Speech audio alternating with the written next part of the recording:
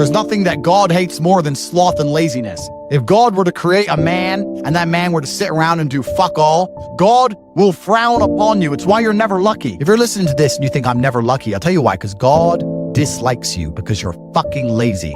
Start to work. Start to show God the beauty of his own creations. You'll be amazed how lucky you'll become. God is unhappy with these people.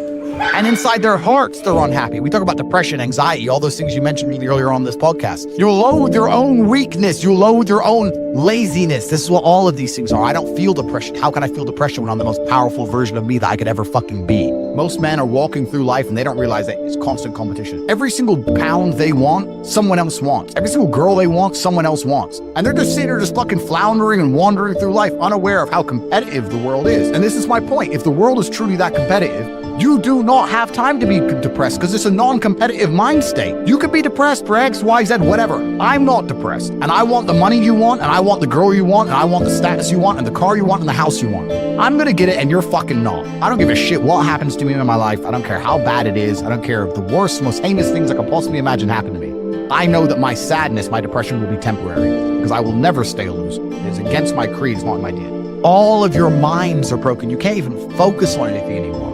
You are completely distracted to the point where you can't even appreciate the good things in your life. You're distracted. Your minds are broken. You need to rewire your mind and resist the slave programming. If you cannot control your own mind, then you are just a feather in the wind of life.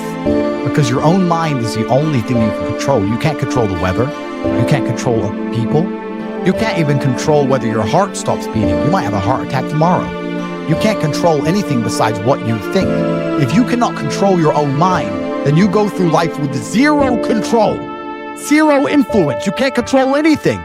You're just a feather in the wind, waiting for life to blow you from happy place to sad place to happy place to sad place, completely hoping on the gods to be fortunate to you, because if any genuine discomfort comes your way, you're fucked. It's so easy to win if you can control your own mind. It seems that nobody fucking can. Your own father's ashamed of you, and you don't even feel fucking motivated to do shit. It's a fucking shame. You're to go and look your father in the eye and said, you know what? I could have been a UFC champion. I could have been a multi-millionaire. I could have been a race car driver. I could have been a fucking nuclear physicist. Could have done all these things, but I was busy on porno. You think he's gonna be proud of you? Fuck no. People who go, yes, I'm wasting my potential. Those are the ones who have potential. The ones who stand up and go, I am wasting my potential. I could be anything and I am not that yet. They have a chance. This is your prerogative as a man. You need to be instilled with a sense of duty to your bloodline. You must want it. You need to want it deep inside your soul. I can't die as anything less than emperor.